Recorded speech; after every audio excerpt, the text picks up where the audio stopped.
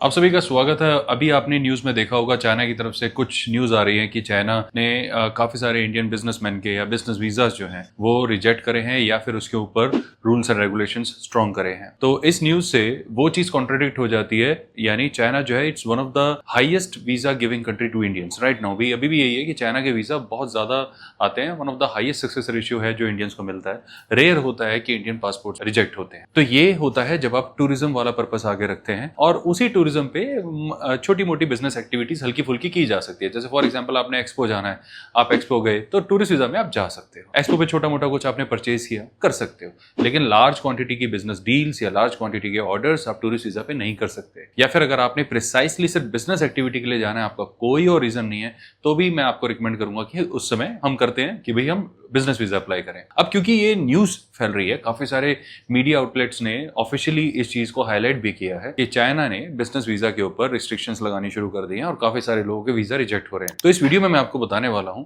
कि अगर आप चाइना का बिजनेस वीजा लगा रहे हैं तो वो मिलता कैसे है, क्यों रिजेक्ट हो रहे हैं जिनके रिजेक्ट हो रहे हैं, और अगर आपका कोई प्लान है तो इस रिजेक्शन से आप कैसे बच सकते हो। तो सबसे पहले समझना होगा कि चाइना का बिजनेस वीजा मिलता कैसे है, कोई भी वीजा कैसे मिलता है। तो चाइना वीजा का प्रोसेस भी बड़ा सिंपल है। चाहे कोई भी वीजा हो, चाहे आपने टूरिस्ट पे जाना है, बिजनेस पे जाना है, सिंपल सा होता है कि आपने चाइना वीएफएस की वेबसाइट पे जाना है, फॉर्म वगैरह फिल करना है, डॉक्यूमेंट्स अपलोड करने हैं, वीएफएस की फीस पे करनी है, और जो फॉर्म पे आपका email ID make sure that is working. Email ID आपका वो ईमेल आईडी हो जो आप कभी भी एक्सेस कर सकते हो। ऐसा कोई ईमेल आईडी ना हो कि जो बिजनेस का ही हो, आप ऑफिस जाके ही देख सकते हो, ऐसा ना हो। अगर ऐसा भी है तो मेक श्योर आपके मोबाइल में वो इंस्टॉल्ड हो ताकि इंस्टेंटली आप उसे एक्सेस कर पाएं, क्योंकि कई बार ऐसा होता है एम्बेसी आपसे इमीडिएटली और डॉक्यूमेंट भी मांग सकती है। अब होता क्या है, जब आपने सारे डॉक्यूमेंट्स अपलोड कर दिए, वीजा फॉर्म वगैरह भर दिया और आपने सारी डिटेल्स वहां पे बता दी कि आप जाना क्यों जा रहे हो, तो उसके बाद डिसीजन आता है। डिसीजन उसी ईमेल आईडी पे आएगा जिसका मैं आपको बता रहा हूँ, जो आपकी वर्किंग होनी चाहिए।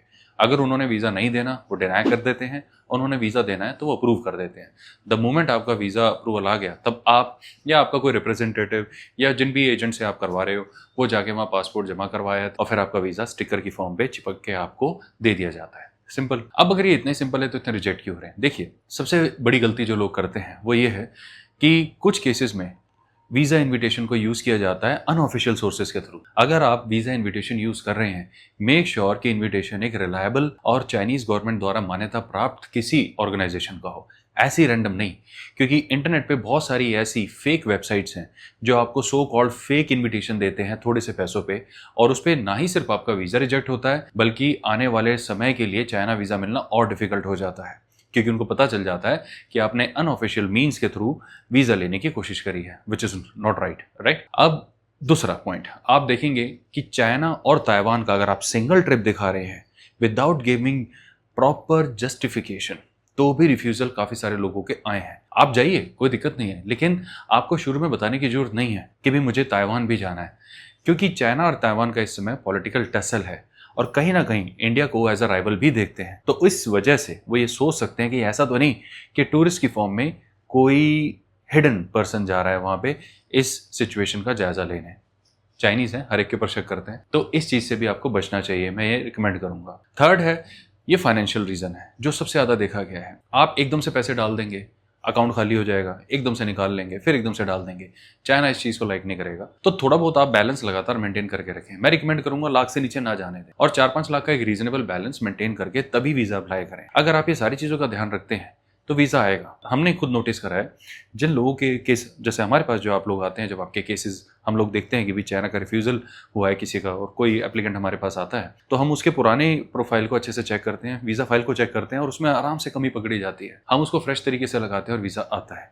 यही चीजें हैं, कोई जादू टोना नहीं है, आप भी आराम से कर सकते हो। अगर इसमें हमारी हेल्प चाहिए, definitely you may contact us, but in चीजों में आप आराम से खुद भी घर बैठे कर सकते हो। मेरे कहने का ये मतलब है कि ट्रिप में जो सीजन से सेंस नहीं खाता, यानी आप मंचूरिया दिखा रहे हैं हार्श विंटर्स में, वहां इतना हैवी स्नोफॉल होता है, कोई नहीं जाता, चाइनीज लोग खुद नहीं जाते, तो बाहर का टूरिस्ट क्यों जाएगा? आपको इन चीजों का ध्यान रखना होगा। देखो, इंटरनेट से अगर आप कोई भी आइटनरी वगैरह उठाते हो, कुछ भी उठाते हो, just make sure it is making sense. ऐसी ब्लाइंड ट्रस्ट ना करें। अच्छा, उसका इस आइटनरी पे वीजा आया तो मैं लगा दूंगा मेरा भी आ जाएगा, जरूरी नहीं। आपको नहीं पता सीजन क्या था, आपको नहीं पता फाइनेंशियल सर्कमस्टांसेस क्या थे, आपको नहीं पता कि टेन्योर क्या था, किस ट्रैवल डेट में अप्लाई किया गया है। बहुत मैटर करती हैं छोटी छोटी चीजें, राइट। अगर आप इन चीजों को अच्छे से फॉलो करेंगे तो I am very much sure आपको आपका वीजा आराम से मिलना चाहिए। अदरवाइज आप हमें भी कॉन्टैक्ट कर सकते हैं। आप हमारी वेबसाइट में जाके www.sftc.in पर जाकर फर्दर ऑप्शंस भी एक्सप्लोर कर सकते हैं। चाइना ही नहीं, दुनिया भर के किसी भी वीज़ा कैटेगरी को अगर आप समझना चाहते हैं तो वहाँ पर सारे डिस्क्रिप्शन, ऑफर्स, सारी चीज़ें आपको देखने को मिलेंगी। अगर इसमें आपको कोई क्वेश्चन कंसर्न है तो आप उसको ज़रूर मेंशन करें, हम उसका रिप्लाई करेंगे। Right, thanks for your time. बहुत जल्द फिर मिलेंगे। Bye bye.